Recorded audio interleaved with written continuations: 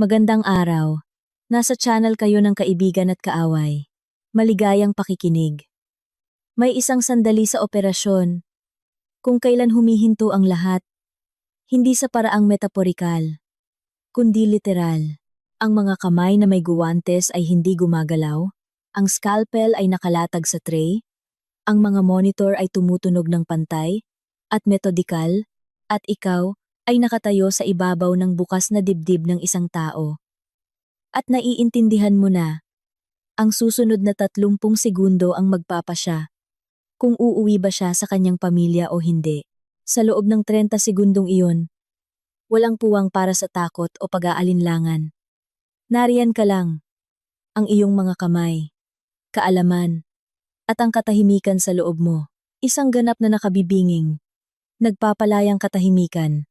Tungkol sa katahimikang ito, ang iniisip ko, habang nakatayo sa harap ng salamin sa aking apartment, at tinitingnan ang 3 bestida na nakalatag sa kama.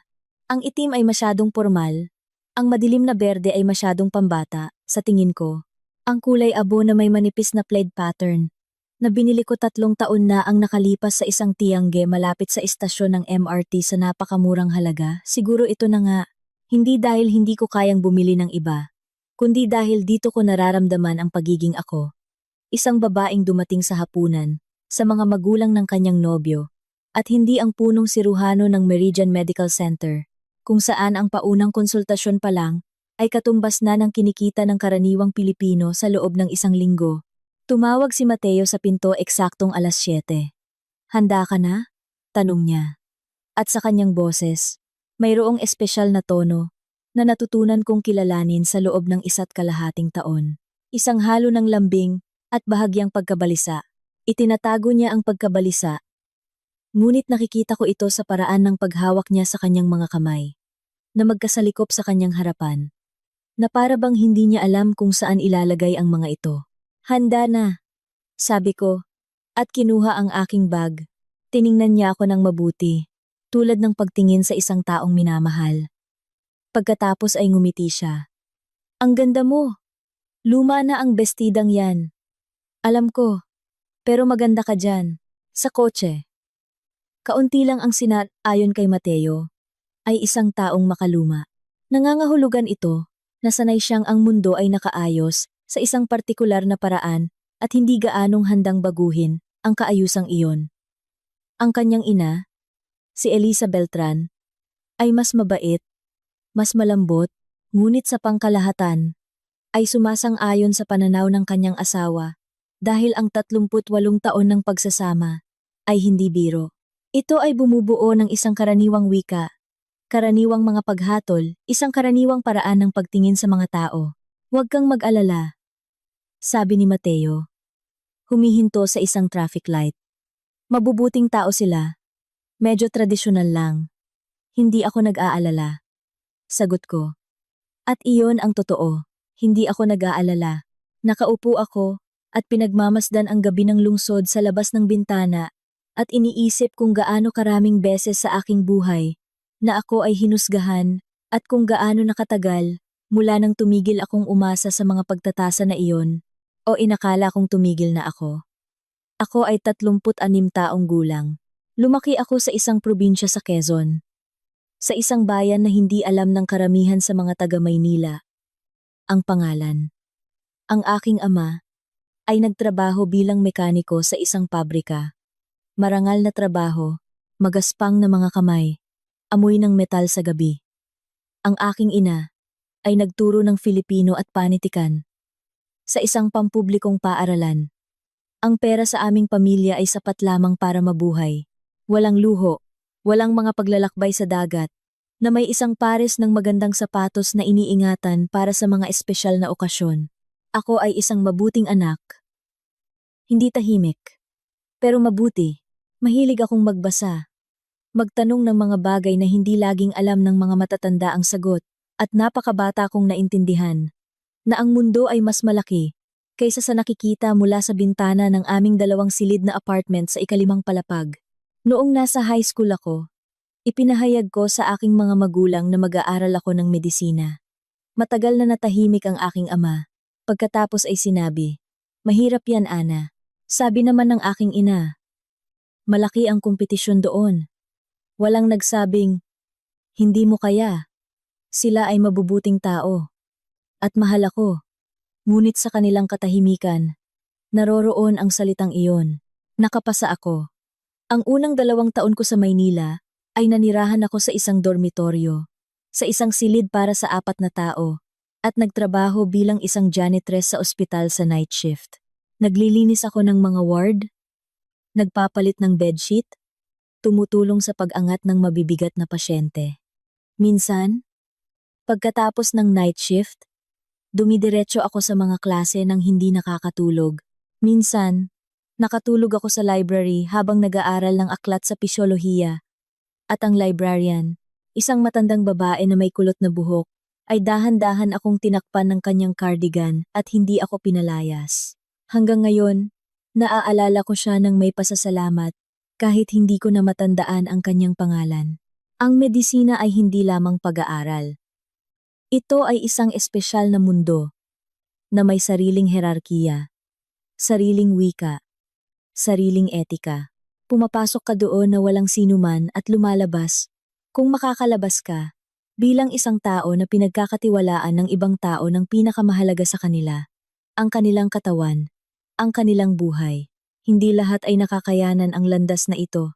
Mayroong umaalis pagkatapos ng unang mga bangkay sa anatomy lab. Mayroong pagkatapos ng unang nawalang pasyente. Hindi ako umalis, hindi dahil bakal ako, kundi dahil sa tuwing nagiging hindi na makayanan, naaalala ko ang mga kamay ng aking ama. Pagod, kalyo, amoy metal, at iniisip ko, kung kaya niya, kaya ko rin. Pagkatapos ng kolehiyo, may internship. Pagkatapos ay residency sa surgery. Dahil doon, sa operating room, naramdaman ko ang sinasabi ko sa simula, ang espesyal na katahimikang iyon. Pagkatapos ay mga taon sa isang pampublikong ospital, maraming trabaho, kaunting pera, mahabang pila sa OPD, kakulangan sa kagamitan. Nag-opera ako, at nag-aral ng lahat ng bago. Hindi dahil may humihingi, kundi dahil hindi ko kayang hindi. Nagpunta ako sa mga kumperensya, sumali sa mga komplikadong kaso, nagsulat ng mga artikulo. Isang araw sa isang kumperensya, nilapitan ako ng isang lalaki na mga 50 anyos, maayos ang kasuotan, may kilos ng isang taong sanay magdesisyon. Nagpakilala siya bilang si Mr. Cruz. Sinabi niyang nagtatayo siya ng isang klinika na may bagong format, pribado, ngunit may tunay na medisina, hindi medisina para sa mayayaman. At nakita raw niya ang aking ulat tungkol sa coronary bypass. Sinabi niyang naghahanap siya ng mga taong marunong mag-isip, hindi lamang maghiwa. Medyo nagduda ako, ngunit iniabot niya ang kanyang business card at hiniling na pag-isipan ko lang. Nag-isip ako ng 3 buwan, pagkatapos ay pumunta ako. Ang Meridian ay naging akin, hindi sa kahulugan ng pag-aari, kundi sa kahulugan ng lugar kung saan sa wakas ay ginagawa mo ang iyong alam. Gamit ang mga instrumentong nagbibigay daan sa iyo, na gawin ito ng maayos. 5 taon kong binuo ang departamento, bumuo ng team, nagtatag ng mga protocol.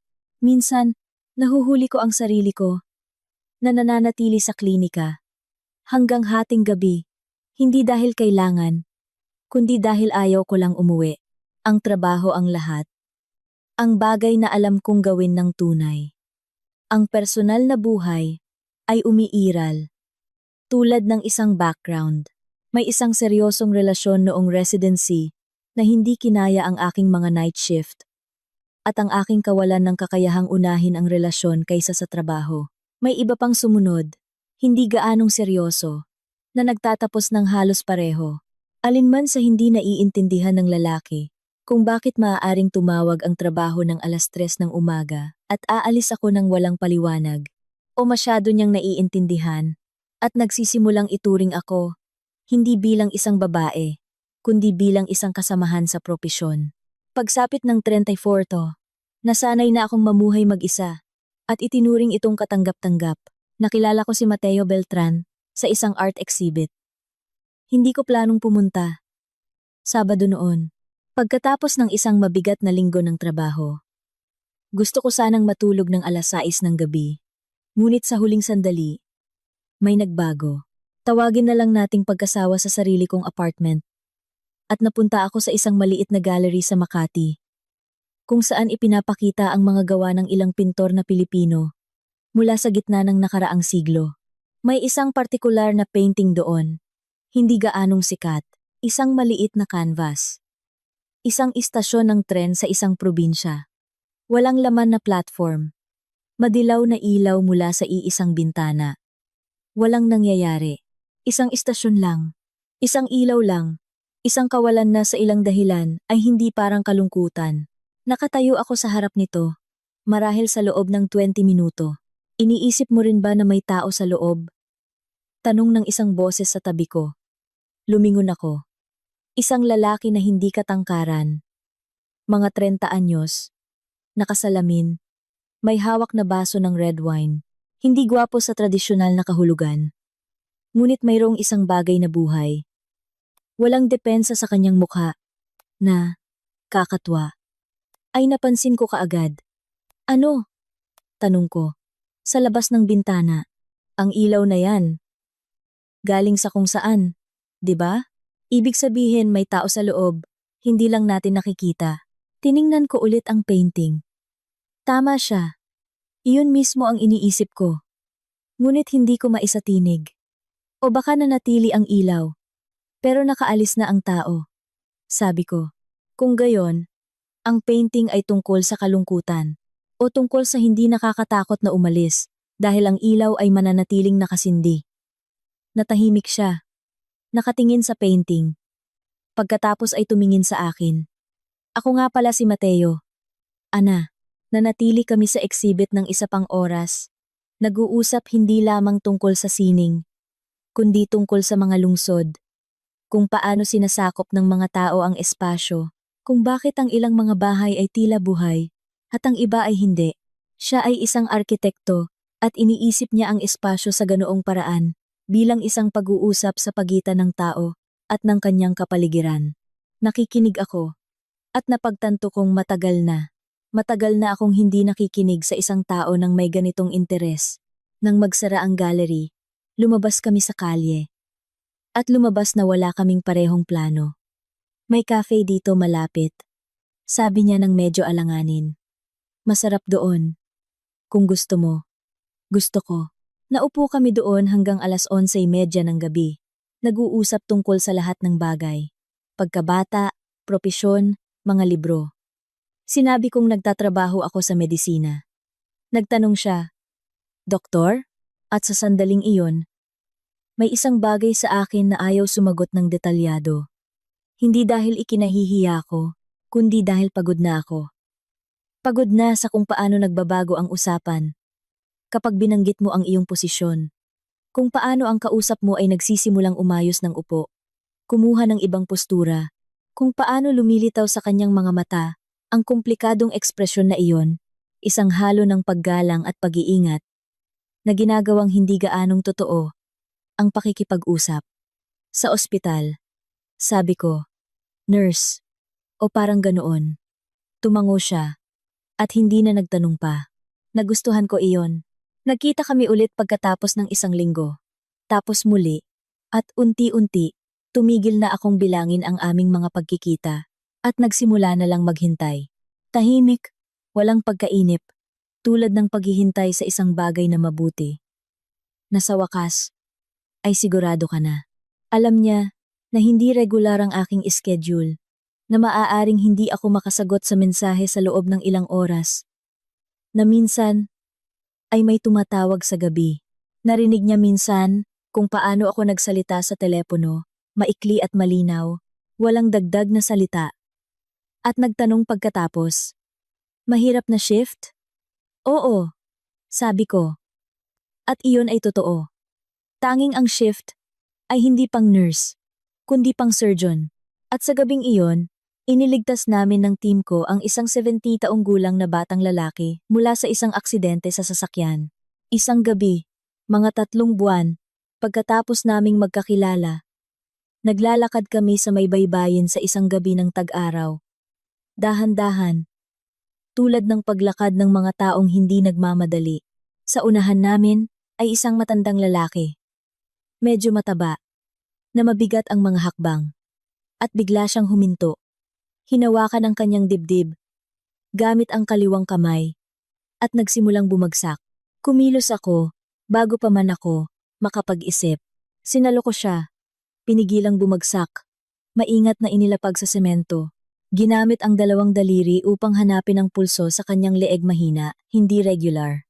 Itinagilid ko ang kanyang ulo, sinuri ang paghinga, at lumingon kay Mateo, na nakatayo 1 metro ang layo. Namumutla siya. Ambulansya. Agad. Sabihin mo lalaki. Mga 60 anyos pataas. Nawalan ng malay. Irregular ang tibok ng puso. Ang kalye at numero ng bahay. Nasa plaka doon. Sige. Sabi niya at kinuha ang kanyang telepono. Sinimulan ko ang chest compressions. Nagbibilang ako ng malakas.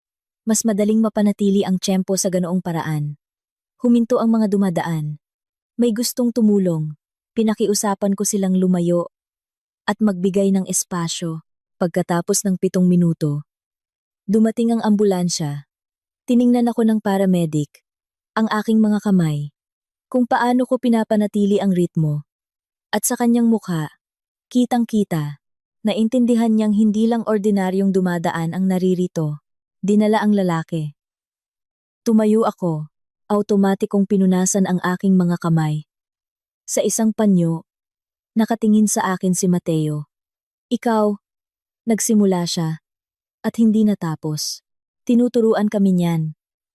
Sabi ko, sa mga kurso sa first aid. Mandatory para sa mga medical personnel. Wala siyang sinabi, ngunit sa natitirang bahagi ng gabi, iba na ang tingin niya sa akin. Hindi matalim, hindi nagtatanong.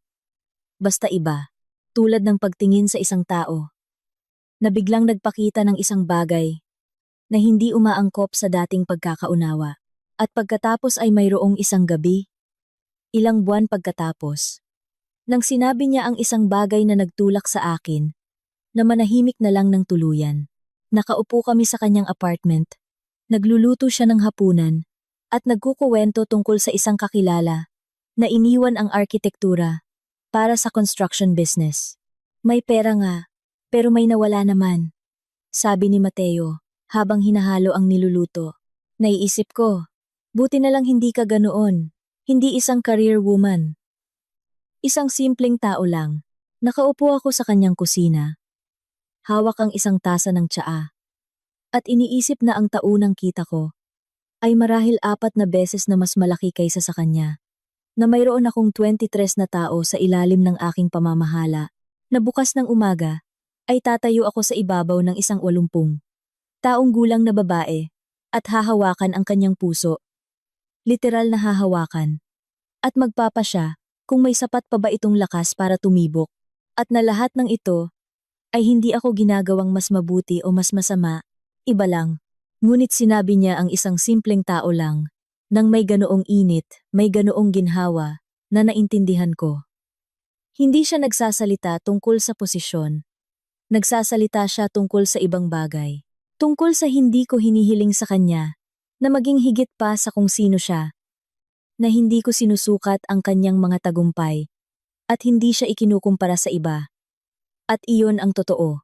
Iyon ang alam kong gawin, hindi magkumpara, hindi humingi. Tanggapin ang isang tao, kung sino siya. Kaya wala akong sinabi. Ngumiti lang, at nagtanong kung gaano na siya katagal na natutong magluto ng ganoon.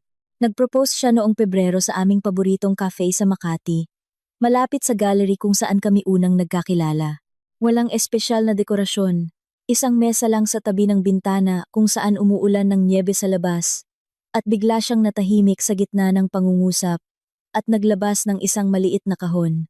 Alam kong maaari nating gawin ito ng mas formal, sabi niya. Pero sa tingin ko, hindi mo gusto ang mga formalidad. Hindi nga, sang-ayon ko. Kung gayon, pakakasalan mo ba ako? Tiningnan ko siya, ang kanyang medyo naguguluhang mukha, ang mga kamay na hindi gaanong tuwid na humahawak sa kahon. At naisip ko, Sabihin mo na ang totoo ngayon. Sabihin mo kung sino ka. Dapat niyang malaman. Hindi patas na manahimik. Oo, sabi ko sa halip. At idinagdag sa sarili. Saka na, sasabihin ko sa tamang panahon. Kapag hindi na ito mahalaga, ang tamang panahon ay hindi dumating. At ngayon, ang kulay abo na bestida, ang kanyang kotse, ang gabi, at papunta kami sa kanyang mga magulang, si Gino Beltran Sr. At si Elisa Beltran ay nakatira sa isang lugar na matatawag mong lumang yaman.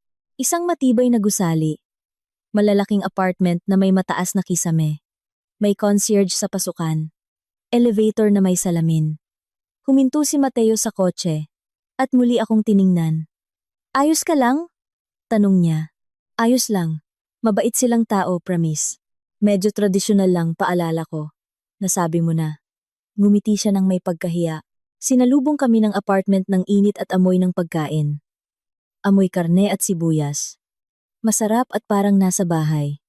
Sa pasukan, nakasabit ang mga coat. Sa isang estante, maayos na nakahanay ang mga sapatos. Bawat isa ay may sariling lugar. Lahat ay nasa ayos.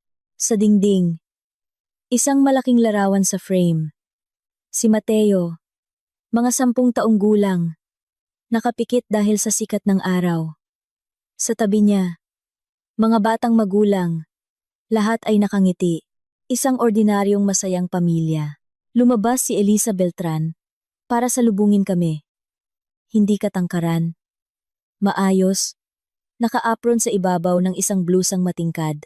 Ang kanyang mukha ay mabait at medyo nababalisa ng sabay. Tulad ng mga taong buong buhay na nag-aalaga ng iba at nakalimutan ng hindi mag-alala. Mateo, anak, sabi niya at niyakap siya. Pagkatapos ay lumingon sa akin. Ana, sa wakas, ang dami ko nang narinig tungkol sa iyo. Ako rin po, sabi ko, at kinamayan ang iniabot niyang kamay. Lumabas si Gino Beltran Sr. mula sa loob ng apartment. Mahinahon, hindi nagmamadali, na may dignidad ng isang taong matagal nang sanay na siya ang hinihintay. Hindi siya ang naghihintay. Malaki, may uban, maikli ang gupit. Ang kurbata ay hindi para sa amin. Iyon ang kanyang karaniwang kasuotan sa bahay. Sa tingin ko, mahigpit at maikli niyang kinamayan ako. Gino Beltran Sr. Pagpapakilala niya. Kahit alam ko na, Ana, ulit niya, na para bang tinitikman ang salita. Magandang pangalan, simple. Iyon ang unang sinabi niya. Simple. Minarkahan ko iyon. Hindi ako nasaktan. Sa sala, nakahanda ang mesa, ayon sa lahat ng tuntunin. Plantsadong mantel, mga kristal na baso, mga plato na may gintong gilid. Sa mga estante sa pader, maraming libro, siksikan, halatang binabasa. Sa tabi, ilang mga sertipiko at diploma sa mga frame. Isang larawan sa harap ng isang malaking construction site, si Gino Beltran Sr., na may hawak na pala. May seremonyang inilalagay. Malaki ang konstruksyon. Pilak ang pala. Maupo kayo, anyaya ni Elisa Beltran. Kukunin ko lang ang ulam. Ma, tutulong na ako. Wag na. Umupo ka, sabi niya ng may kabaitan. Magkilala muna kayo. Naupo kami. Ako sa tapat ni Gino Beltran Sr., si Mateo sa tabi ko. Nagsalin si Gino Beltran Sr. ng tubig para sa sarili. Inalok ako sa pamamagitan ng kilos. Tumango ako. Sandali kaming nagtinginan, nang may magalang na ngiti. Tulad ng mga taong alam na hindi maiiwasan ang usapan ngunit walang gustong magsimula. So, sa wakas ay sabi ni Gino Beltran Sr. Saan ka nagtatrabaho, Ana? Sa medisina po, sagot ko. Sa medisina. Ulit niya na may tonong nagpapatunay. Sa ospital? Opo. Nurse? Isang paghinto. Hindi ko maintindihan kung bakit sa tuwing may ganitong paghinto, may nangyayari sa loob ko. Hindi sakit. Mas pagod. Pagod sa tanong na itinatanong ng ganoon, na may pababang tono. Opo, sabi ko.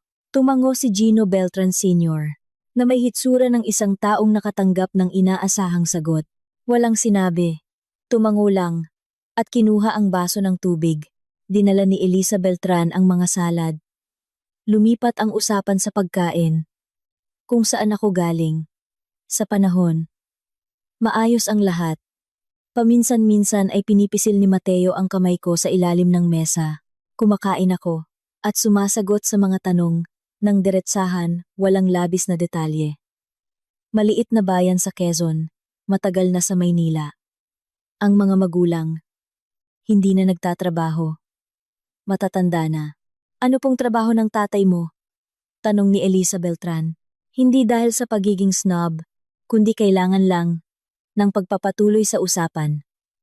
Mekaniko po, sa isang pabrika, maikling paghinto. Hindi nagbago ang mukha ni Gino Beltran Sr. Ngunit may nagbago sa kanyang mga balikat. Bahagya lang. Pamilyang manggagawa. Sabi niya. Well, marangal na trabaho yan. Ang marangal na trabaho ay eksakto ang bagay na marunong akong marinig. Pagmamaliit na nakabalot sa pagiging tama. Paggalang na. Sa katunayan ay kabaligtaran nito. Wala akong sinagot, ngumiti lang. Nagpatuloy ang hapunan. Nagkuwento si Elisa Beltran tungkol sa mga kapitbahay. Sa renovation sa bahay ng isang kakilala. Lumipat si Gino Beltran Sr.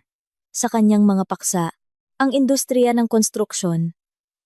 Kung paano noon, kung paano ngayon, nakikinig si Mateo na may hitsura ng isang taong narinig na ito ng maraming beses ngunit ayaw makasakit ng damdamin. Pagkatapos ay sinabi ni Gino Beltran Sr. na parang hindi sinasadya. Parang kaswal lang. May kaklase si Mateo. Si Paulo, nag-asawa noong nakaraang taon. Ang asawa niya ay department head sa isang bangko. Isang seryosong babae. Magkasama silang bumili ng apartment sa Rockwell. Isang paghinto, uminom si Gino Beltran Sr. ng tubig. Magandang lugar ang Rockwell, dagdag niya. Tumingin ako sa mantel. Pagkatapos sa aking plato. Ang mantel ay may maliit na disenyo. Parang halaman. Halos hindi makita. Naisip ko, kailan kaya ito binili? Siguro 20 taon na ang nakalipas. Siguro, para sa isang selebrasyon. Nakatira si Ana sa Taguig, sabi ni Mateo. Walang anuman sa kanyang boses. Impormasyon lang. Sa Taguig. Ulit ni Gino Beltran Sr. na para bang may kinakalkula. Nangungupahan. Hindi po, sabi ko. Sarili ko. Mabuti. Sabi niya, nang walang pagkagulat. Malaki rin naman ang sahod ng mga nurse ngayon. Tumingin sa akin si Mateo. Sinalubong ko ang kanyang tingin at bahagyang umiling. Hindi ka pansine-pansin. Wag ngayon. Wag na. Ngunit hindi ito naging hindi ka pansine-pansin. Dad, sabi ni Mateo. Ano ba to? Hindi mahalaga kung magkano ang kinikita ni Ana. Tumingin si Gino Beltran Sr. sa kanyang anak na may bahagyang pagkagulat. Hindi ko naman sinasabing mahalaga. Sinasabi ko lang, ang katahimikan sa mesa ay naging iba. Inayos ni Elisa Beltran ang isang bagay sa kanyang plato. Nakaupo ako ng tuwid. Gusto kong malaman kung sino ang pinapakasalan ng anak ko. Mahinahong sabi ni Gino Beltran Sr. Normal yan. Normal na kagustuhan ng isang ama. Hindi mo inaalam. Nagsusuri ka, sabi ni Mateo. Magkaiba ang mga iyon. Ibinaba ni Gino Beltran Sr. ang kanyang mga kubyertos. Maingat na tiningnan ang kanyang anak, tulad ng pagtingin kapag nakakarinig ng isang bagay na hindi inaasahan. Pagkatapos ay ibinaling ang tingin sa akin. At sa tingin na iyon ay mayroong isang bagay na wala kanina. Hindi galit. Ibang bagay. Ang una, bahagyang pagdududa. Tumayo si Elisa Beltran. Magtitimpla ako ng tsaa. Sabi niya sa isang patag na boses, na nangangahulugang, pakiusap. Huminahon kayong lahat. Ana, tulungan mo ako? Hindi ito isang tanong. Tumayo ako at sumunod sa kanya sa kusina. Naiwan si Mateo sa mesa, kasama ang kanyang ama. Habang naglalakad kami sa pasilyo, narinig ko si Gino Beltran Sr. na nagsabi ng mahina, ngunit sapat na malakas, tungkol sa mga kabataan na hindi na marunong gumalang sa mga nakatatanda. Sumagot si Mateo. Humina ang kanilang mga boses. Sa kusina, pinupuno ni Elisa Beltran ang takure. Ang kanyang mga galaw ay sanay. Maliksi. Isang taong gumugol ng libu-libong oras sa kusinang ito. Hindi siya tumingin sa akin. Hanggang sa mailagay niya ang takure sa kalan. Huwag kang magalit kay Gino. Sa wakas ay sabi niya. Hindi niya sinasadya. Hindi po ako nagagalit. Sanay lang siyang husgahan ang mga tao batay sa kanilang lugar. Posisyon, katayuan, huminto siya, naghahanap ng mga salita. Hindi naman masamang katangian yun. Minsan lang limitado. Tiningnan ko ang kanyang mga kamay, kung paano niya inilalatag ang mga kutsarita, inaayos ang mga platito. Isang maayos, maalalahaning babae, hindi masama. Nabubuhay lamang sa isang tiyak na sistema ng mga coordinate, kung saan ang lahat ay may sariling lugar at sariling halaga. Gusto niya ang pinakamabuti para sa kanyang anak, sabi ko. Oo. Sa wakas ay tumingin siya sa akin. Mayroong isang bagay na maingat at medyo may kasalanan sa kanyang mga mata. Siguro hindi ka ang una niyang. Hindi nga po ako ang una. Mahinahon kong sang-ayon. Natahimik si Elisa Beltran. Pagkatapos ay biglang sinabi, iba si Mateo kapag kasama ka. Mas kalmado. Hindi ko pa siya nakitang ganoon. Hindi ako sumagot. Kinuha ko lang ang tray. Tara na po, sabi ko. Lalamig ang tsaa. Nang bumalik kami sa sala, ang mga lalaki ay nag-uusap. Sa labas ay payapa. Ngunit may nakabitin sa hangin, tulad ng pagkatapos ng isang away na hindi natapos. Nakatingin si Mateo sa malayo. Umiinom si Gino Beltran Sr. ng tubig na para bang ginagawan niya ng pabor ang baso. Ibinuhos ni Elisa Beltran ang tsaa. Sandali kaming lahat ay tahimik.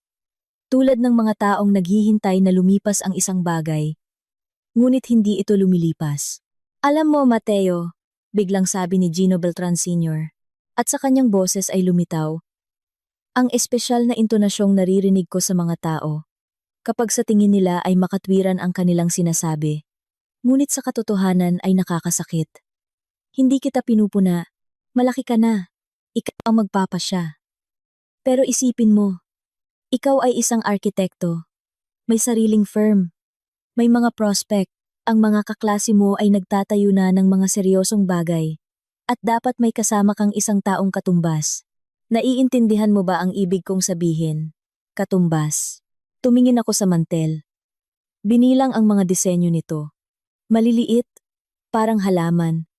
Halos hindi makita. 1, 2, 3, kung itataas ko ang aking mga mata ngayon. Maaari akong gumawa ng isang bagay na pagsisisihan ko mamaya. O hindi pagsisisihan. Ngunit huwag ngayon. Dad, sabi ni Mateo. Sinasabi ko lang hindi Mateo. Ibinaba niya ang kutsara.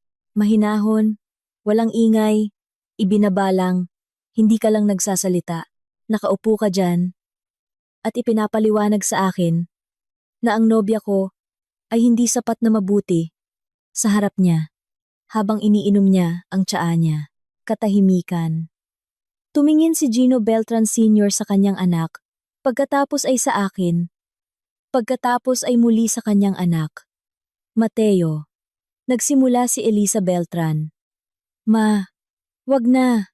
Lumingon si Mateo sa akin, sa kanyang mga mata. Walang galit. Tanging isang bagay na tahimik at napakatatag, na hindi ko pa nakikita sa kanya dati. Ana, sorry.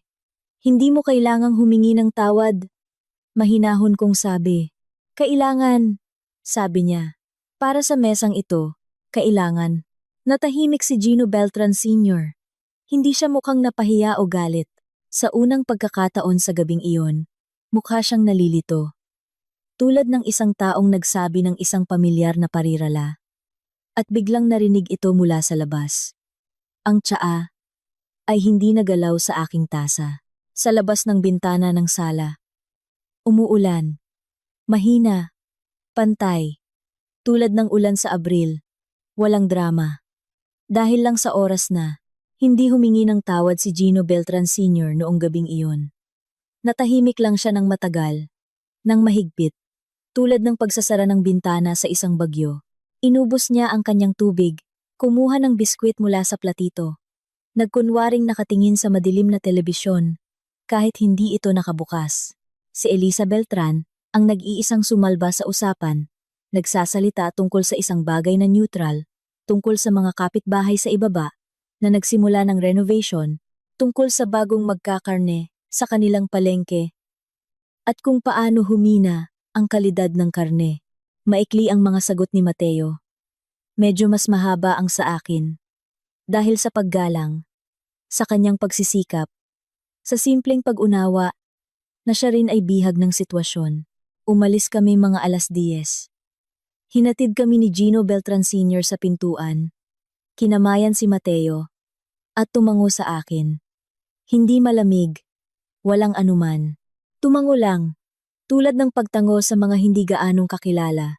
Sa kotse, matagal na tahimik si Mateo, bago lumabas sa bakuran. Nakaupo lang. Hawak ang manibela, at nakatingin sa unahan. Ang ilaw sa poste sa labas ay kumikislap tuwing ilang segundo. Walang pagbabago. Sorry. Sa wakas ay sabi niya, nasabi mo na yan sa mesa. Dapat pinigilan ko siya ng mas maaga. Hindi mo magagawa, sabi ko. Hindi mo alam kung gaano kalayo ang aabutin niya. Hindi natin alam yan ng maaga. Lumingon siya sa akin. Sa dilim, hindi ko gaanong makita ang kanyang mukha, ngunit nakikita ko ang pagod at iba pa. Isang bagay na hindi ko pa alam ang pangalan. Galit ka? Tanong niya. Hindi. Nalulungkot? Nag-isip ako. Nang tapat, hindi para sa sagot, kundi para sa sarili ko. Pagod. Sabi ko. Iba yon. Tumango siya. Pagkatapos, nang walang salihita, ipinatong ang kanyang kamay sa ibabaw ng akin. Mabigat, tiyak, tulad ng paglalagay ng kamay kapag may gusto kang sabihin na walang mga salita. Ganoon kami nagbiyahe, tahimik, ang kanyang kamay sa aking kamay. Ang ulan sa salamin. Pinanood ko ang mga ilaw ng mga kasalubong na sasakyan at naisip ko, kakampi lang niya ako, nang walang alam. Nang hindi alam kung sino ako, alam lamang na ang kanyang ama ay nakikipag-usap sa kanyang nobya sa isang tono na hindi dapat gamitin sa pakikipag-usap sa mga tao. Sapat na iyon para sa kanya. Siguro iyon ang pinakamahalaga, hindi ang posisyon. Hindi kung magkano ang halaga mo, kundi kung tatayo ba sa tabi mo ang isang tao. Dahil lang ikaw ang tao niya. Sa sumunod na ilang araw, halos hindi namin pinag-usapan ang hapunan. Ito ay isang hindi nakasulat na kasunduan. Hindi dahil iniiwasan namin ang paksa, kundi dahil pareho naming naiintindihan. Magkakaroon ng usapan. Hindi pa lang oras. Dumating si Mateo sa akin noong Miyerkules. Nagdala ng pagkain mula sa maliit na restauran na pareho naming gusto. Inayos ang mga lalagyan sa mesa, at kumain kami at nag-usap tungkol sa iba't ibang bagay. Tungkol sa kanyang bagong proyekto, sa isang pelikulang napanood niya nang wala ako. Isang normal na gabi. Totoo. Ngunit sa isang punto, habang iniinom na namin ang aming tsaa, sinabi niya, Ana, pwede bang magtanong? Pwede. Hindi ka kailanman nagkukuwento tungkol sa trabaho. Ibig kong sabihin, ng totoo. Ano ang ginagawa mo doon araw-araw? Alam kong mahirap ang mga shift. Pero, huminto siya. Gusto lang kitang makilala. Tiningnan ko ang aking tasa. Pagkatapos ay siya. Mahirap na trabaho, sabi ko. Dumarating ang mga tao sa masamang kalagayan. Minsan gumagaling sila, minsan hindi. Marami itong hinihingi, isang paghinto. Ikaw na lang magkuwento tungkol sa proyekto mo. Hindi siya nagpumilit, ngunit may nanatili sa kanyang mga mata. Isang tanong na pansamantala niyang itinabi, ngunit hindi inalis. Noong gabing iyon, pagkatapos niyang makatulog, nakahiga ako sa tabi niya at nakatingin sa kisame. Tahimik ang apartment, tanging ang kanyang pantay na paghinga, at ang paminsan-minsang ingay. Mula sa labas, naisip ko na ang panlilinlang ay hindi laging kasinungalingan. Minsan, ito ay simpleng hindi pagsasabi na sa sobrang tagal ay hindi nasisira, kaya't nagsisimula ng magmukhang katotohanan. Hindi ko sinabi kay Mateo na nurse ako. Sinabi ko minsan, nurse, o parang ganoon. Narinig niya ang gusto niyang marinig at hindi ko siya iwinasto. Hindi iyon kasinungalingan. Iyon ay, hindi ko mahanap ang sagot. At, sa huli, nakatulog ako. Ang paglutas ay dumating hindi. Sa paraang inaasahan ko. Sabado noon, 2 linggo, pagkatapos ng hapunan. Nagpasya kaming pumunta sa palengke ni Mateo. Gusto niyang bumili ng isang bagay para sa kusina. Ako naman ay gusto lang maglakad-lakad. Dahil mahilig ako sa palengke mula pagkabata. Lagi akong isinasama ng nanay ko. Dahan-dahan kaming naglalakad. Ipinaliwanag niya kung paano pumili ng karot at kung paano makipag-usap sa mga tindera. Iyon ang aking unang aral, na ang mga tao ay tao kahit saan, anuman ang konteksto. Sa paglabas namin sa palengke, tumunog ang aking telepono. Kinuha ko ito ng automatiko. Pangtrabaho, hindi personal. At nakita ni Mateo ang screen, bago pa ako makasagot. 1 segundo lang. Ang pangalan lang ng nagpadala ng mensahe na dumating 1 segundo kanina. Head of ICU, Meridian. Sinagot ko ang tawag. Nagsalita ng maikli. Malinaw. Tulad ng pagsasalita, kapag ang sitwasyon ay nangangailangan ng agarang desisyon. Pasyente pagkatapos ng operasyon. Bumagsak ang mga antas ng saturation. Gusto ng anesthesiologist na kumpirmahin ang protocol. Kinumpirma ko. Tinukoy ko ang dosis. Sinabing tumawag ulit pagkatapos ng kalahating oras na may resulta. At ibinaba ang telepono. Nakatayo si Mateo sa tabi ko at nakatingin sa akin. Ana, mahinang sabi niya. Oo. Sino ang head of ICU? At bakit siya nagtatanong sa iyo tungkol sa protocol? Maaari akong magsabi ng kahit ano. Anumang parirala na maglilihis ng usapan. Marunong ako. Maraming taon na akong marunong maglipat ng usapan mula sa hindi komportable patungo sa kung ano ang pwede. Ngunit tiningnan ko si Mateo. Ang kanyang mukha. Kung saan walang paninisi. Tanging pagkalito. At isang bagay na parang takot. At naintindihan kong hindi na pwede ngayon. Na ito ang huling sandali. Pagkatapos nito ang pananahimik ay hindi na simpleng hindi pagsasabi. Nagtatanong siya sa akin. Sabi ko, dahil ako ang chief surgeon ng klinika. Katahimikan. Hindi dramatiko. Simpleng katahimikan. Maingay ang palengke sa likuran namin. Dumaan ang mga taong may dalang mga bag. May sumisigaw na tindera sa kung saan. Ano? Tanong ni Mateo. Chief surgeon. Meridian Medical Center, pribado, isa sa pinakamalaki sa lungsod. 7 taon na akong nagtatrabaho doon. 4 na taon na sa posisyong ito. Matagal akong tiningnan ni Mateo. Ang nurse? Hindi ko kailanman sinabing nurse ako. Nagtanong ka, doktor ba? Sinabi ko, nagtatrabaho sa ospital. Nagtanong ang mga magulang mo, nurse? Sinabi ko, oo. Mali yun. Huminto ako. Mali yun. Alam ko. Mali. Ulit niya. At hindi ko naintindihan sa tono niya kung ano ang ibig sabihin nito. Hindi galit. Ibang bagay. Isang bagay na hindi pa nabubuo. Pumunta kami sa kotse ng tahimik. Sumakay. Matagal niyang hindi pinaandar ang makina. Bakit? Sa wakas ay tanong niya. Bakit hindi mo sinabi sa akin? At dito, sinabi ko ang buong katotohanan. Walang dagdag na salita. At walang pagtatangkang pagaanin. Dahil pagod na ako. Pagod na sa tuwing binabanggit ko ang aking posisyon. Nagbabago ang usapan. Nagbabago ang taong kaharap ko. Nagsisimula silang umayos. Dumistansya. O sa kabilang banda. Labis na humanga. Nawawala ang isang bagay na simple. At sa iyo, simple ang lahat mula sa unang gabi. At ayaw kong mawala iyon. At noong sinabi kong gusto ko, na hindi ka career woman? Oo, kasama na, yun. Hindi ako nagsasalita tungkol sa posisyon. Alam ko. Pero noong panahong iyon, hindi ko maipaliwanag ang pagkakaiba sa iyo o sa sarili ko. Natahimik siya ng isa pang minuto. Mas malaki ang kinikita mo kaysa sa akin. Malamang. Oo. Nang malaki. Mateo? Hindi. Iniisip ko lang. Natahimik siya. Sinusubukan kong intindihin kung ano ang gagawin ko sa lahat ng ito. Hindi mo kailangang gumawa ng kahit ano. Impormasyon lang ito. Hindi nito binabago ang anumang araw na magkasama tayo. Binabago nito ang alam ko tungkol sa iyo. Hindi. Sabi ko. Alam mo ang lahat ng mahalaga.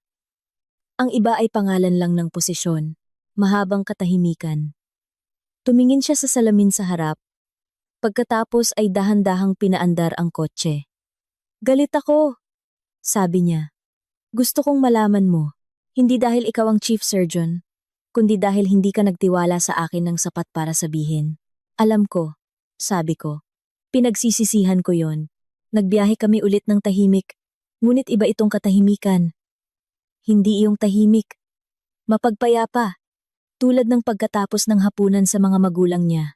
Ito ang katahimikan ng mga taong may sasabihin at hindi pa alam kung paano eksakto. Sa bahay niya, nag-usap kami ng matagal, siguro 3 oras. Isang tunay na pag-uusap, walang paligoy-ligoy. Ang una sa lahat ng panahong magkakilala kami, sinabi niya kung paano siya minsan ay naiilang sa tabi ko. Hindi maintindihan kung bakit. May isang bagay na bumibigat. At ngayon, iniisip niya na sa isang antas, naramdaman niyang may hindi tugma. Sinabi ko kung saan nanggagaling ang ugali na itago ang naglalarawan sa iyo. Mula sa takot na muli kang makita sa pamamagitan nito. Sa halip na kasama nito, natakot ka na magiging tulad ako ng ama ko. Sabi niya. Hindi ikaw. Ang sitwasyon. Pareho lang yon. Hindi. Magkaibang-magkaiba yan. Nag-isip siya. Sige. Sa wakas ay sabi niya. Pero wag mo nang uulitin. Okay ba? Okay. Tumayo siya para kumuha ng tubig. At sa pagbalik niya, pinisil niya ang aking balikat. Maikli. Tulad ng pagpisil, kapag gusto mong sabihin, nandito pa rin ako. Kasama mo pa rin. Pagkatapos ng ilang araw, may hiniling siyang hindi inaasahan. Pwede ba akong pumunta sa trabaho mo? Sabi niya. Hindi sa operating room. Gusto ko lang makita kung saan ka. Nag-isip ako.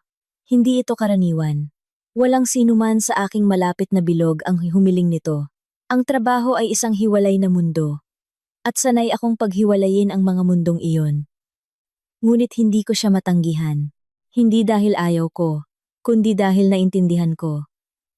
Mahalaga para sa kanya na makita ito gamit ang sarili niyang mga mata.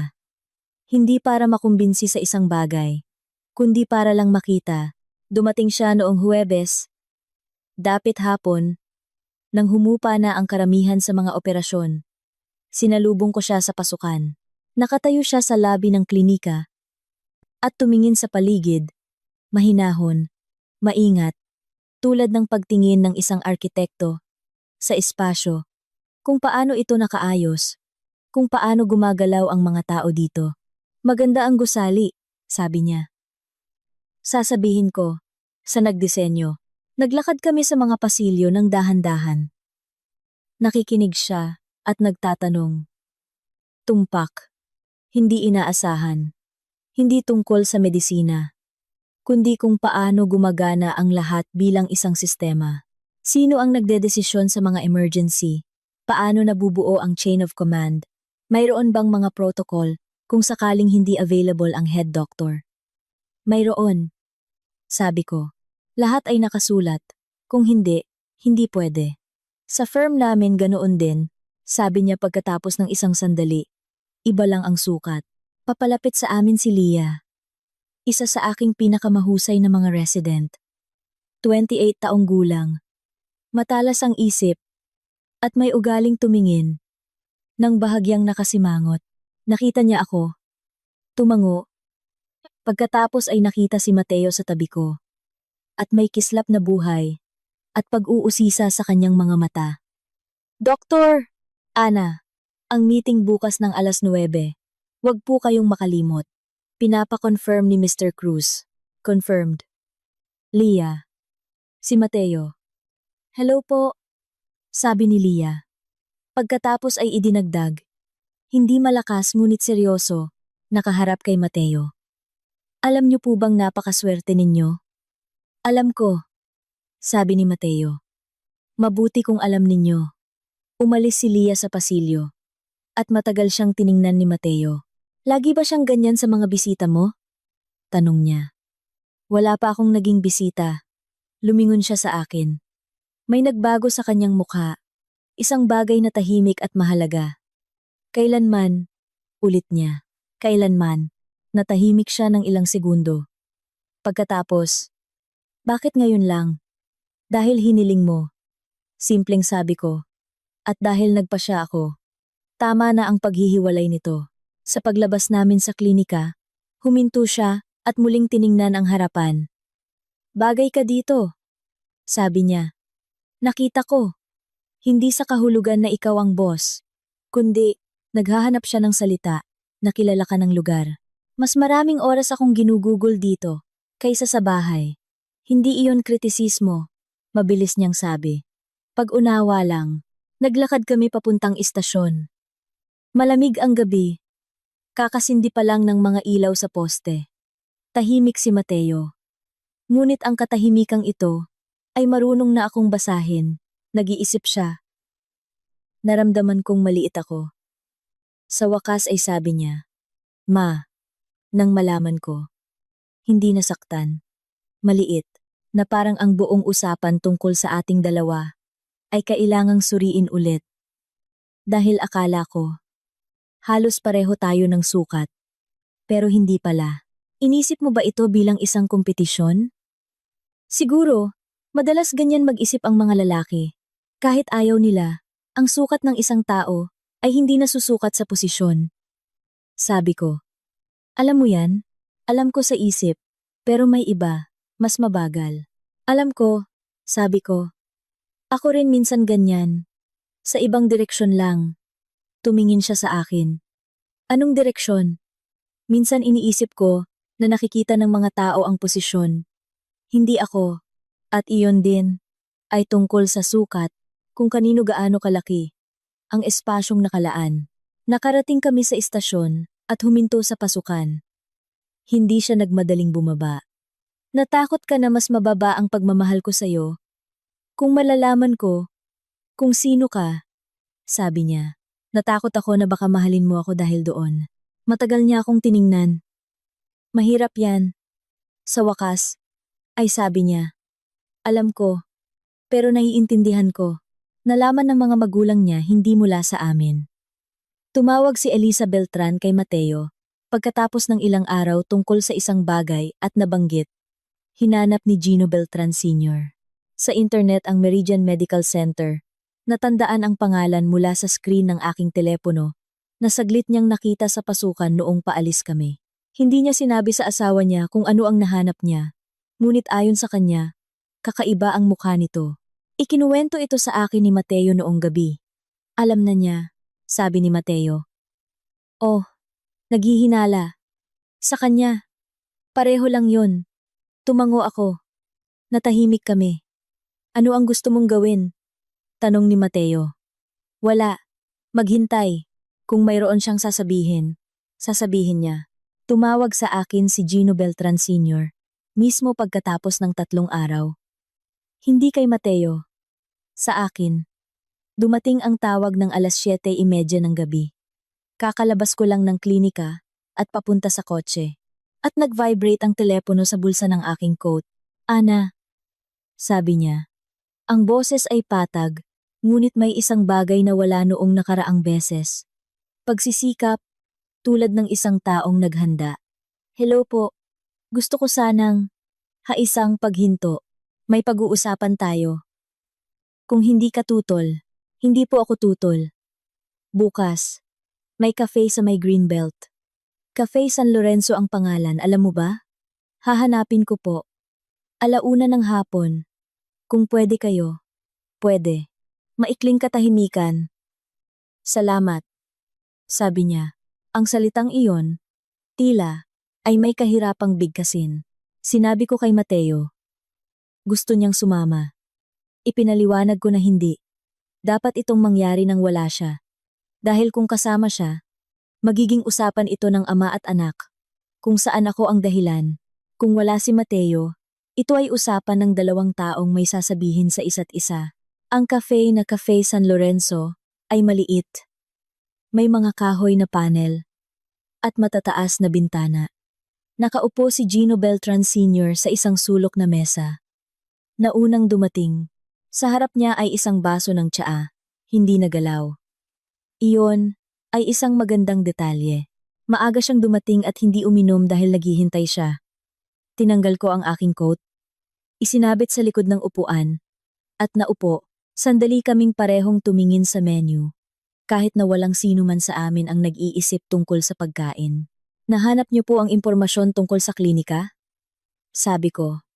Hindi isang tanong, isang pahayag. Nahanap ko, sabi niya. At ano po ang nabasa ninyo? Inilapag ni Gino Beltran Sr. Ang menu. Tumingin sa akin. Diretsahan. Tulad marahil ng pagtingin niya. Sa mga pagpupulong. Kapag gusto niyang unawain ang isang tao, na ikaw ang chief surgeon. Na mayroon kang mga publikasyon sa mga profesional na journal. Na nag-opera ka ng mga komplikadong kaso. Isa pang paghinto. At na ang iyong klinika ay isa sa pinakamahusay sa lungsod. Katahimikan. Gusto kong magtanong, sabi niya. At ngayon, iba na ang kanyang boses. Hindi pang direktor, hindi pang ama, simpleng pantao. Sinadya mo bang manahimik para inisin ako? Para makita mo kung ano ang magiging itsura ko? Hindi po, sabi ko. Hindi para inisin at hindi para sa pagkatapos. Kung gayon, bakit? Ikinuwento ko sa kanya ang parehong sinabi ko kay Mateo, tungkol sa pagod, tungkol sa kung paano nagbabago ang usapan. Maikli akong nagsalita, walang labis, nakikinig siya. Tunay na nakikinig. Hindi naghahanda ng sagot. Habang nagsasalita ako, inisip mo na, ako'y magiging, hindi niya natapos. Inisip ko po na, magiging iba ang usapan. Sabi ko, at hindi ako nagkamali. Tingnan niyo po kung paano tayo nag-uusap ngayon, at kung paano tayo nag-usap noon. Matagal na tiningnan ni Gino Beltran Sr. ang kanyang hindi nagalaw na tsaa. Noon, kausap ko ang nurse ng anak ko. Dahan-dahan niyang sabi. Ngayon, kausap ko ang chief surgeon. At, huminto siya, may sinasabi itong hindi maganda tungkol sa akin. Sinasabi po nito, na lumaki kayo sa isang partikular na sistema. Sabi ko, kung saan ang lugar ng isang tao ay tinutukoy ng kanyang posisyon. Hindi niyo po iyon kasalanan. Ngunit responsibilidad ninyong mapansin iyon sa inyong sarili. Itinaas niya ang kanyang tingin sa akin. May nagbago sa kanyang mukha. Hindi nasira, hindi lumambot na parang teatro. Gumalaw lang, bahagya lang, tulad ng paggalaw ng isang bagay, na mabigat kapag sa wakas, ay nailapat na ang sapat na puwersa. Tama ka, sabi niya. 3 salita, mahina, walang magandang intonasyon. Nagdala ang waiter ng kape. Natahimik kami, hindi awkward. Tulad ng katahimikan ng mga taong kakasabi lang ng isang bagay na mahalaga at hinahayaang lumubog ito. Magkwento ka sa akin, sabi ni Gino Beltran Sr. At sa kanyang boses, ay mayroon ng iba. Isang maingat na pag-uusisa. Hindi tulad ng pangdirektor na saan ka nagtatrabaho. Paano ka naging surgeon? At nagkuwento ako. Hindi lahat, ngunit sapat na. Ama na mekaniko. Mga night shift bilang janitress. Unang mga operasyon sa pampublikong ospital. Nakikinig siya. At hindi sumasabat. Minsan, nang makarating ako sa kwento, tungkol sa 7 taong gulang na batang lalaki pagkatapos ng aksidente. Kinagat niya ang kanyang labi at tumingin sa malayo. Nakaligtas ba ang batang iyon? Tanong niya. Nakaligtas po. 30 na siya ngayon. Tumango siya ng dahan-dahan sa sarili. Tulad ng pagtango, kapag ang isang impormasyon ay nagiging bahagi ng iyong pag-iisip tungkol sa mundo. Nang paalis na kami, isinusuot niya ang kanyang coat at matagal na hindi mahanap ang manggas. Tinulungan ko siya. Automatiko lang. Huminto siya. Tumingin sa akin. Ana, sabi niya. Mali ang gabing iyon. Iyon ang kanyang paghingi ng tawad. Hindi kumpleto. Hindi maganda. Hindi may tamang mga salita. Ngunit totoo dahil hindi ito maganda. Naiintindihan ko po. Sabi ko. Sa labas.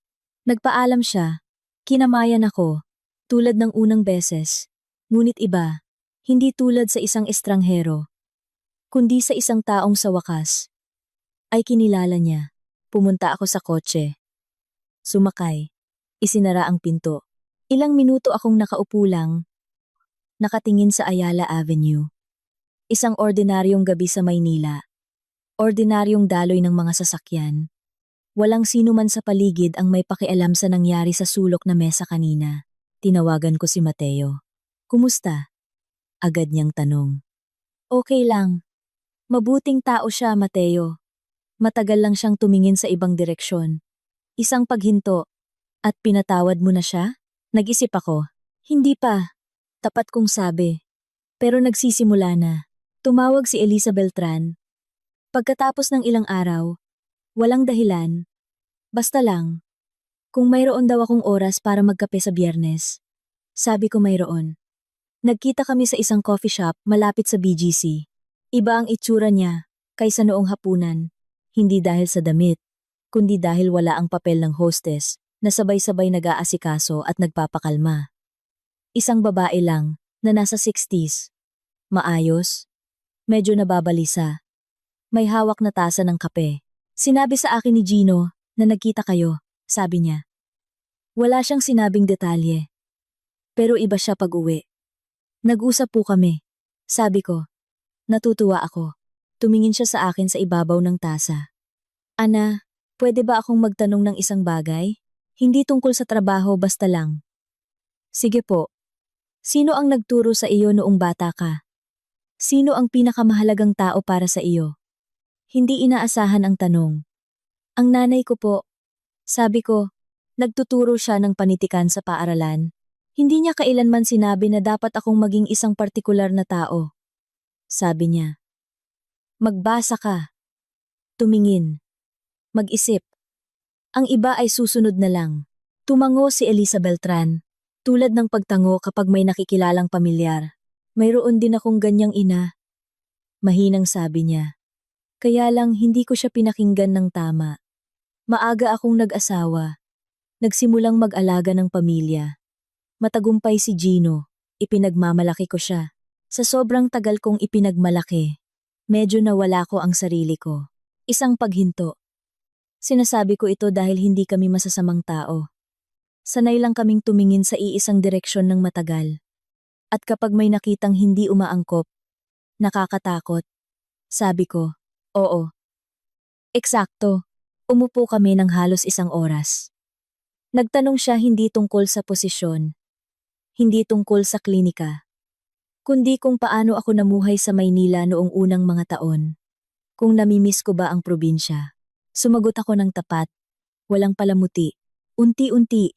Ang usapan ay naging tulad ng hindi nangyayari sa unang pagkikilala, naging totoo. Sa pagpapaalam, hinawakan niya ang aking kamay. Isang segundo, marahan.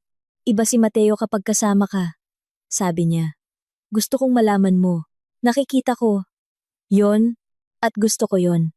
Naglakad ako papuntang istasyon, at naisip ko na ang pagpapatawad ay hindi isang desisyon. Ito ay maraming maliliit na desisyon na ginagawa mo isa-isa, hanggang sa isang punto ay matuklasan mo. Nangyari na pala ito ng walang anunsyo, walang seremonya, isang ordinaryong araw. Naiintindihan mo na wala ng galit. Mayroon na lang pagod dito. At isang bagay na bago. Wala pang pangalan. Sa lugar nito, huli nang dumating ang tag-araw noong taong iyon. Matagal na nanatili ang kulimlim. Ang mga araw ng Abril ay parang Oktubre. At sa huling bahagi ng buwan, biglang sabay-sabay, init, luntian, ibang klase ng liwanag. Palagi kong napapansin ang mga ganitong pagbabago. Sa operating room, iba ang takbo ng oras kaysa sa labas. At kapag lumabas ka pagkatapos ng mahabang shift, at matuklasan mong nagbago na ang panahon sa labas, ito ay isang espesyal na pakiramdam. Hindi pagkawala, mas pagkamangha na nagpatuloy ang mundo habang abala ka sa iba. Nagpatuloy din kami ni Mateo. Sa bagong paraan, o mas tamang sabihin, sa totoong paraan. Dahil bago nito, sa kabila ng aming pagiging malapit, mayroong isang bagay na hindi malinaw sa pagitan namin. Tulad ng isang salamin na may hamog. Ngayon, pinunasan na ang salamin, hindi sa isang galaw, unti-unti sa mga pag-uusap, sa katahimikan, sa mga ordinaryong gabi, kung saan walang mga revelasyon, walang mga paglilinaw, dalawang tao lang na kumakain ng sabaw, at nag-uusap tungkol sa nangyari sa araw.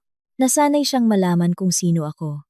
Sa simula, nasasanay pa lang, minsan nahuhuli ko ang kanyang tingin, kung saan mayroong isang bagay na nagkakasundo. Tulad ng kapag tinitingnan mo ang isang pamilyar na bagay, at sinusubukang makita ito muli, pagkatapos ay nawala iyon. Naging bahagi na lang ng alam niya tungkol sa akin. Tulad ng alam niyang hindi ako mahilig sa matamis sa umaga, at nakakatulog na may libro.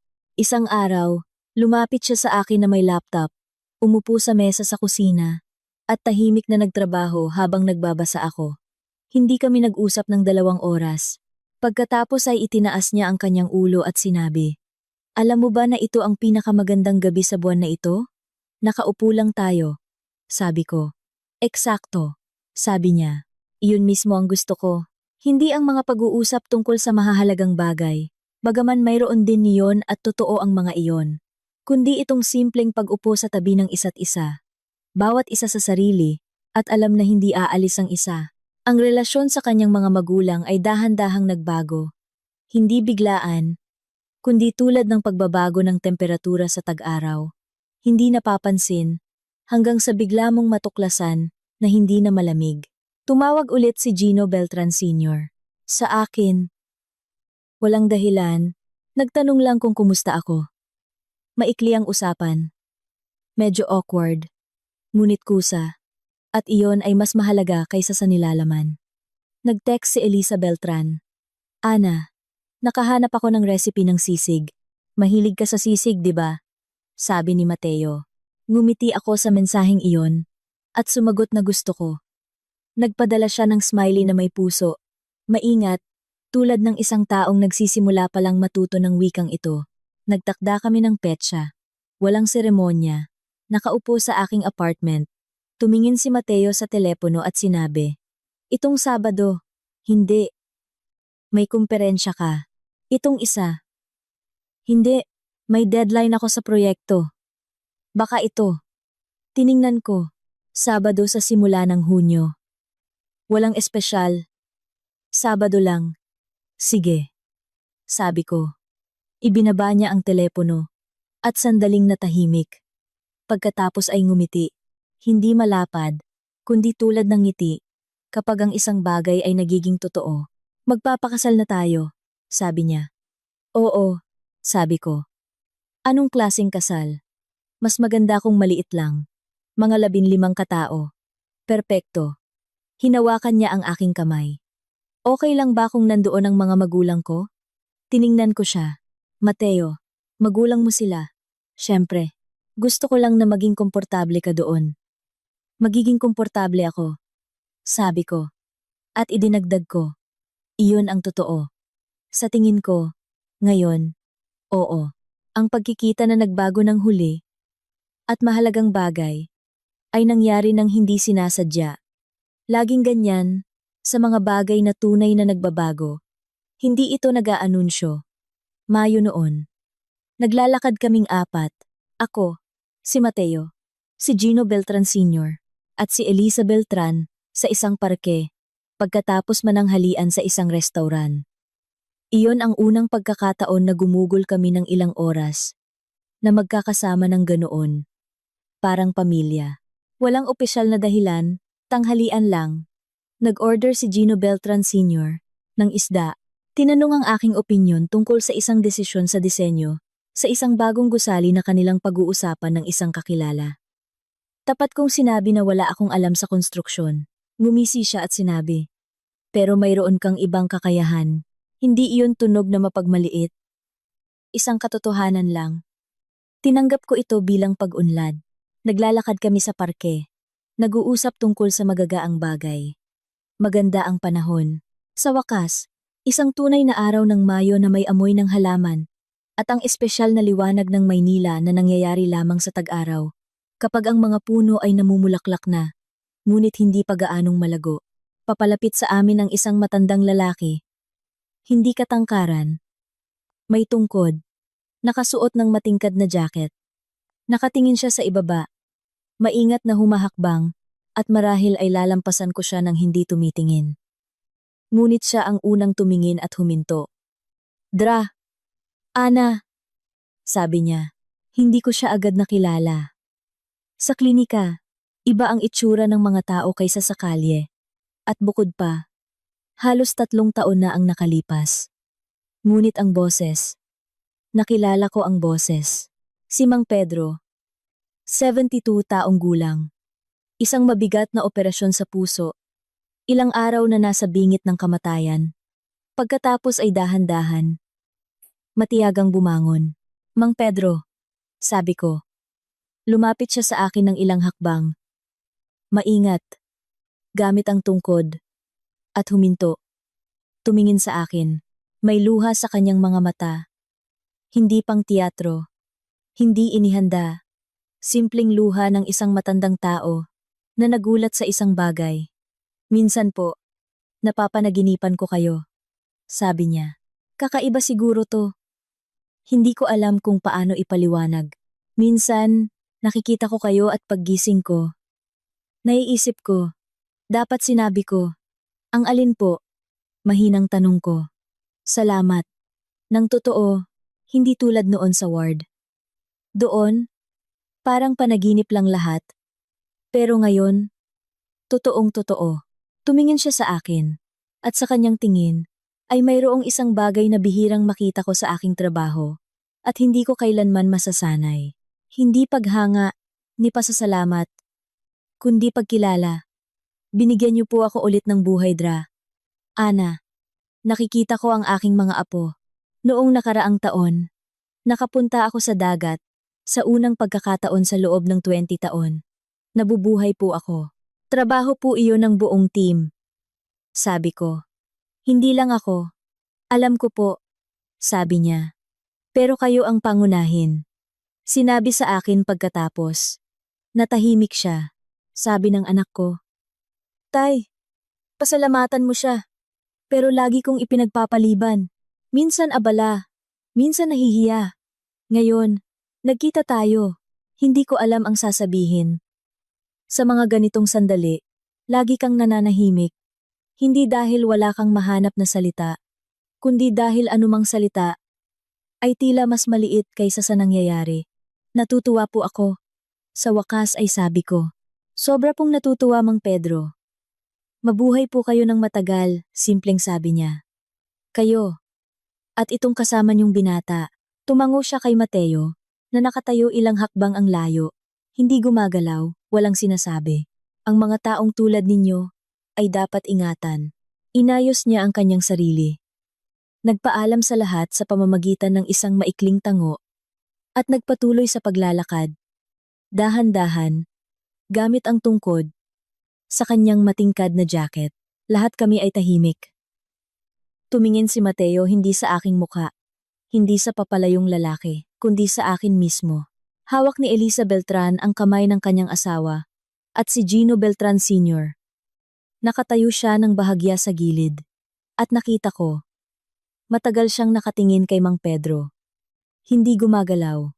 Pagkatapos ay lumingon siya sa akin. Sa kanyang mukha, walang anumang inaasahan kong makita. Walang hiya. Walang demonstratibong pagsisisi. Isang bagay na napakasimple lang. Tulad ng nangyayari sa mga tao. Kapag nakakita sila ng isang bagay na mas malaki kaysa sa kanila, at ito ay biglang naglalagay ng lahat sa lugar. Ana, sabi niya, patawarin mo ako. Hindi mali ang gabing iyon, hindi paligoy-ligoy. Simpleng patawarin mo ako. Tiningnan ko siya ng ilang segundo. Walang sinabi si Elisa Beltran. Nakatayo sa tabi, at tila halos hindi humihinga. Sipo, sabi ko, hindi iyon isang magandang linya. Simpleng sige.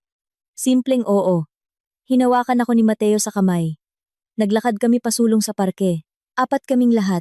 Sa liwanag ng Mayo. Sa katahimikan na hindi nangangailangan ng pagpuno. Sa kung saan malapit sa lawa. Sumisigaw ang mga bata. Hinahabol ang mga kalapati. Isang matanda sa bangko ang nagbabasa ng dyaryo. Isang batang babae ang nagtutulak ng stroller. At nakikipag-usap sa telepono. Isang ordinaryong araw. Isang ordinaryong lungsod. Isang ordinaryong buhay. Kung saan may nangyaring isang bagay na hindi dapat mangyari. Ngunit nangyari. Ang pangalawang hapunan sa mga Reyes ay ibang-iba. Parehong pasilyo. Mga coat sa sabitan. Sapatos sa kani-kanilang lugar. Parehong sala. Mga diploma sa dingding. Kristal sa aparador. Parehong plansadong mantel. Na ngayon, ay naiintindihan kong inilalabas lamang ni Elisa Beltran para sa mahahalagang okasyon, ngunit may ibang bagay sa hangin. Kung ang liwanag ba, o ang paraan ng pagbukas ni Gino Beltran Sr. ng pinto, hindi na may dignidad ng isang taong hinihintay, kundi simpleng binuksan at sinabing, "Masaya akong makita ka, Ana." Ana, hindi Dra. Ana, napansin ko iyon. Maliit na detalye, malaking kahulugan. Naghanda si Elisa Beltran ng sisig, iyong mismong isinulat niya sa text. Ang sisig niya ay tunay. Malutong. Malasa. Ipinaliwanag niyang espesyal niyang tinawagan ng isang kaibigan na matagal nang nakatira sa Pampanga at alam ang tunay na recipe. Mahilig ka, di ba? Tanong niya nang medyo nababalisa. Sobra po. Tapat kong sabi. 3 beses inulit ni Elisa ang pagluto. Sabi ni Gino Beltran Sr. na may tono ng isang taong sanay na biruin ang asawa, ngunit may lambing. Gino, sabi ni Elisa Beltran. Anong Gino? Totoo naman. Sabi ko sa kanya. Nagsumikap ka. Nagkatinginan kami ni Mateo. At parehong halos hindi napigilan ang ngiti. Iba na ang tono sa mesang ito. Buhay? Parang nasa bahay. Walang formal na tensyon. Sa mesa, nag-usap kami tungkol sa iba't ibang bagay. Sa kasal, kung saan namin gustong manirahan. Sa mga plano ni Mateo, na magbukas ng sariling maliit na architectural firm. Nakikinig si Gino Beltran Sr. Nang mabuti tungkol sa firm, nagtatanong ng mga tiyak. Pangnegosyong tanong. Walang bahid ng pagmamaliit. Naisip mo na ba ang partnership? Tanong niya kay Mateo. Mas mahirap magsimula mag-isa. Naisip ko na po. May isang kandidato. Nagtrabaho kami ng magkasama ng 3 taon. Nagkakaintindihan kami. Iyon ang pinakamahalaga, sabi ni Gino Beltran Sr. Ang propesyon ay maaaring ayusin. Ang pag-unawa, hindi. Nahuli ko ang tingin ni Mateo. Bahagya siyang umiling, hindi kapansin-pansin. Pareho naming narinig sa mga salitang iyon, ang higit pa sa usapan tungkol sa firm. Sa isang punto, kinausap ako ni Gino Beltran Sr. nang walang paunang salita, tulad ng pakikipag-usap sa isang taong komportable ka. Ana, sa inyong klinika, paano mo pinipili ang iyong team? Interesante dyan. Noong araw, nahirapan ako dyan sa construction. Makakahanap ka ng profesional. Pero iyong tao rin. Bihira yan. Sumagot ako. Nagsalita tungkol sa kung paano ang isang surgeon ay maaaring maging napakagaling sa teknikal. Ngunit sirain ang team sa pamamagitan lamang ng kanyang pakikitungo sa mga tao na matagal na akong tumigil sa pagkuha ng mga hindi marunong makinig, na ang mga operasyon ay laging kinasasangkutan ng ilang tao at kung walang tiwala sa pagitan nila, nararamdaman iyon ng pasyente. Kahit na nasa ilalim ng anesthesia, sa mga pisyolohikal na reaksyon, sa mga numero sa monitor. Nakikinig si Gino Beltran Sr. nang may atensyon na hindi ko inaasahan sa kanya. Pagkatapos ay sinabi niya, "Ibig sabihin, pareho lang sa inyo tulad ng sa malaking construction. Iba lang ang presyo ng pagkakamali." "Iba po," sang-ayon ko. "At iba ang responsibilidad." "Oo." Tumango siya nang dahan-dahan. Sa kanyang tingin, mayroong isang bagay na magalang. Hindi pakitang tao, kundi iyong lumilitaw kapag nakikita ng isang tao ang profesionalismo ng iba at tapat na kinikilala ito. Nang nagliligpit kami ng mesa, nanatili si Elisa Beltran sa tabi ko sa kusina. "Masaya ako na ganito ang nangyari." Mahinang sabi niya. "Nalulungkot ako na sa simula." "Huwag na po," sabi ko. "Kailangan." Marahan, ngunit matatag niyang sabi. Gusto kong sabihin, nang malakas, walang dahilan. Nalulungkot ako. Tumango ako. Naghugas kami ng mga plato ng tahimik, magkatabi, tulad ng mga taong hindi na kailangang magpaliwanag ng kahit ano. Ang kasal ay maliit. Eksakto, tulad ng gusto namin. 15 katao. Ang aking mga magulang, na dumating mula sa Quezon, at buong linggo bago iyon, ay labis na nag-aalala. Ilang malalapit na kaibigan mula sa bawat panig. Isang maliit na restauran na may mga sariwang bulaklak sa mga mesa at mga bintanang nakaharap sa parke. Walang host, walang programa, mga taong nagmamahal sa amin. At kami, sa gitna nila, sa umaga, habang nag-aayos ako, tumawag ang aking ama. Siya at si nanay ay tumuloy sa isang hotel. At narinig ko sa telepono na may sinasabi si nanay sa kanya. Sa background, nagmamadali, tulad ng lagi bago ang isang mahalagang kaganapan. "Ana," sabi ni tatay. "Kumusta ka?" "Okay lang, tay." "Kalmado. Mabuti. Kung kalmado." Natahimik siya. "Pumili ka ba ng mabuting tao?" "Opo." "Nakikinig ba siya sa iyo?" Inisip ko iyon. Tungkol kay Mateo sa kotse. Pagkatapos ng hapunan sa mga magulang niya, na may kamay sa aking kamay. Tungkol kay Mateo na nagsabi sa kanyang ama, "Hindi mo inaalam, nagsusuri ka." Tungkol kay Mateo na humiling na pumunta sa klinika, para lang makita kung saan ako. "Nakikinig po," sabi ko. "Kung gayon, ayos ang lahat," sabi ni tatay, at narinig ko sa kanyang boses ang ginhawa. Iyong dinadala ng isang tao ng matagal. At pagkatapos ay sa wakas ay pinakakawalan. Kinamayan ng aking ama si Mateo, tulad ng pagkamay sa isang taong pinagkakatiwalaan mo ng iyong anak. Mahigpit, may paghinto, nakatingin sa mata. Sinalubong ni Mateo ang tingin na iyon. Hindi kumukurap, hindi umiiwas. Tiningnan ko silang dalawa at naisip ko. Narito ang dalawang tao na halos walang alam tungkol sa isa't isa. Ngunit parehong naiintindihan ang pinakamahalaga. Umiyak si nanay ng tahimik.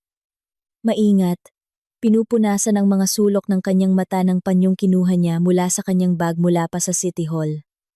"Masaya ka ba?" Bulong niya sa akin nang magkayakapan kami. "Opo," sabi ko. At iyon ang totoo. Hindi maganda, hindi komplikado. Simpleng totoo.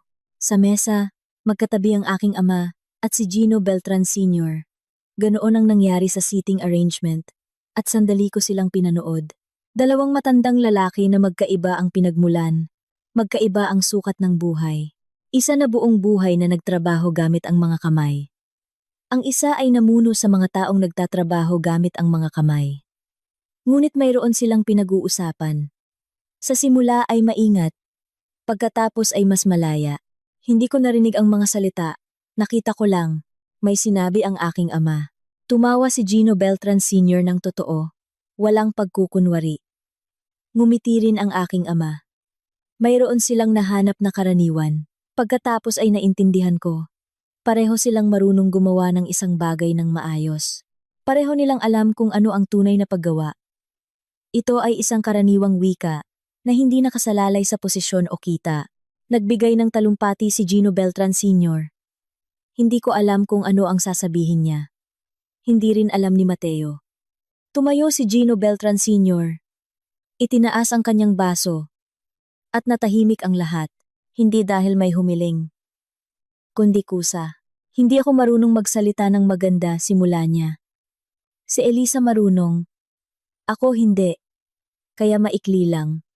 Tumingin siya sa akin. Ana, hindi kita agad nakita. Kasalanan ko yon. At inaamin ko. Pero pagkatapos, nakita kita. At ang nakita ko, huminto siya ng 1 segundo. Hindi niya ito inensayo. Kitang-kita. Ang mga salita ay dumarating habang nagsasalita siya. Ang nakita ko ay isang tao na ginawa ang kanyang sarili. Mula sa wala. Naging lahat. At nanatiling isang tao. Bihira yan. Kakaunti lang ang nakilala kong ganyan sa buhay ko. Itinaas niya ang kanyang baso. Para kay Ana at kay Mateo. Na may sapat na talino para hindi siya pakawalan. Nagtawanan ng lahat ng mainit. Nang tapat, hinalikan ako ni Mateo sa sentido. Pinunasan ng aking ama ang kanyang mga mata gamit ang kamao. At nagkunwaring hindi. Tiningnan ko si Gino Beltran Sr. At naisip ko, narito ang isang tao na pinaghirapan ito. Hindi dahil masama siya. Kundi dahil ang pagsusuri sa sarili ay laging nangangailangan ng pagsisikap sa anumang edad. Lalo na sa edad na tila lahat ay napagpasyahan na at nasuri na. Ginawa niya ito ng awkward. Hindi maganda. May mga paghinto. Ngunit ginawa niya. At mas malaki ang kahulugan nito kaysa kung naging madali para sa kanya. Gabi na. Nang magsiuwian na ang mga bisita. At kami ni Mateo ay naiwang mag-isa sa aming unang magkasamang tahanan. Lumipat kami 1 buwan bago ang kasal. Isang inuupahang apartment, maluwag, may malalaking bintana. Umupo siya sa sofa at tinanggal ang kanyang kurbata. So, sabi niya. So, sang-ayon ko. Naging maayos. Sobra. Natahimik siya. Tiningnan ang kurbata sa kanyang mga kamay. Na para bang nagulat. Nahawak pa rin niya ito. Iniisip ko yon kanina. Habang nagsasalita si Dad, ipinatong niya ang kurbata sa braso ng sofa. Hindi siya marunong humingi ng tawad. Kailanman. Ni minsan sa buong buhay ko. Hindi ko narinig sa kanya ang isang tunay na sorry. Laging iba. Nangyari na ang nangyari. Huwag na nating pag-usapan. Pero kanina. Kanina. Iba. Sabi ko. Kanina. Iba. Natahimik siya. Hindi ko inaasahan. At hindi lang ang talumpati. Buong araw siyang iba. Kausap niya ang tatay mo ng totoo. Hindi pa kitang tao. Nagtanong sa akin tungkol sa firm na may tunay na interes. Hindi iyong, oh, kumusta na ang mga laruan mo? Hindi ko siya makilala. Nagbabago ang mga tao. Sabi ko, kung may dahilan o kung mahahanap nila ito sa kanilang sarili. Tumingin sa akin si Mateo. Sa tingin mo, nasa loob niya ang dahilan? Sa tingin ko, lahat ng ito ay nasa kanya na. Ang kakayahang suriin muli. Ang kakayahang umamin. Walang nagbigay lang sa kanya ng dahilan o walang tumayo ng sapat na matatag para kailanganin ito. Tumayo ka ng matatag, sabi ni Mateo. Naging ako lang. Pareho lang yon sa iyo. Ngumiti ako. Hindi bilang tugon sa isang papuri, kundi dahil bigla kong naintindihan tama siya. Ito mismo ang bagay na matagal kong iniiwasan. Ang maging ako lang. Walang pagkukunwari at walang proteksyon. Hindi pala ito mapanganib. Ito pala ay nagpapalaya. May natutunan ka ba sa lahat ng ito? Tanong ko. Nag-isip siya ng seryoso. Tulad ng pag-iisip, kapag ayaw niyang sumagot ng unang salitang pumasok sa isip, natutunan kong hindi tanggapin ang katahimikan bilang kawalan. Isang paghinto. Nananahimik ka hindi dahil wala kang masabi, kundi dahil walang ligtas na lugar para sabihin ito. Gusto kong laging mayroon tayong lugar na iyon. Mayroon na, sabi ko. Ngayon, oo, tumayo siya. Nag-inat. Alam mo ba kung ano ang pinakagulat sa akin noong Sabado sa palengke? Hindi na ikaw ang chief surgeon, kundi kung paano ka nagsalita sa telepono. Maikli? Tumpak? Walang dagdag na salita. At naintindihan ko, Ginagawa niya ito araw-araw. Hindi ito pambihira para sa kanya. Trabaho lang ito. Trabaho lang. Sang-ayon ko. At pagkatapos, ibinaba mo ang telepono at naging si Ana ka ulit na bumibili ng karot sa palengke. At iisang babae lang yun. Oo, iyon ang pinakagulat sa akin. Pumunta siya sa kusina para magpakulo ng tubig. At tumayo ako sa bintana. Tahimik ang aming lugar. Hindi sentro. Hindi sa gilid. Isang urban na lugar lang na may mga puno at isang 20 oras na botika sa kanto. Sa labas ng bintana, madilim at maliwanag ng sabay. Mga ilaw sa poste, mga bintana sa mga bahay sa tapat, sa malayo, ang mahinang liwanag ng lungsod na hindi kailanman ganap na nawawala. Iniisip ko kung ano ang ibig sabihin ng makita, hindi mapansin kundi makita. Magkaibang bagay iyon. Napapansin ako sa buong buhay ko sa operating room, sa mga kumperensya, sa mga pasilyo ng klinika. Napapansin ang posisyon, ang kakayahan, ang desisyon. Kailangan iyon. Mahalaga iyon. Bahagi iyon ng trabaho. Ngunit ang makita ay iba. Ito ay kapag tumingin ang isang tao at hindi nakikita ang ginagawa mo, kundi kung sino ka. Ang batang babae mula sa isang maliit na bayan na natakot na hindi makayanan at nakayanan. Ang babaeng pagod ng magtago. Ang taong nangangailangan din ng isang taong hindi aalis sa tabi niya. Nakita ako ni Mateo bago ang lahat. Nang hindi sinasadya sa harap ng isang painting. Nang wala pang alam. At hindi tumigil sa pagtingin nang malaman na niya. Huli akong nakita ni Gino Beltran Sr. Ngunit nakita niya, si Elisa Beltran. Sa sarili niyang paraan, sa paraang pambabae, sa pamamagitan ng tanong, tungkol sa pagkabata, at kung sino ang nagturo, ang aking ama, ay laging nakakakita. Tahimik lang tungkol dito. Tulad ng pananahimik ng mga taong nagmamahal, ng malalim at hindi alam kung paano ito bigkasin ng malakas. Ngayon, pinunasan niya ang kanyang mga mata, gamit ang kamao, at nagkunwaring hindi. Nakita ko, sapat na sa akin. Tumunog ang takure sa kusina. Umindayog ang puno sa labas dahil sa hangin. Sa bahay sa tapat, may nagpatay ng ilaw. Naisip ko ang painting sa exhibit. Ang walang laman na platform. Ang dilaw na ilaw mula sa bintana. Ang istasyon sa kung saang dulo. Noon, sinabi ko, baka nanatili ang ilaw, pero nakaalis na ang tao. Noon, tila tama iyon. Ngayon, iba na ang iniisip ko. Baka kararating lang ng tao. Baka kabubukas lang niya ng pinto at pumasok. At umilaw.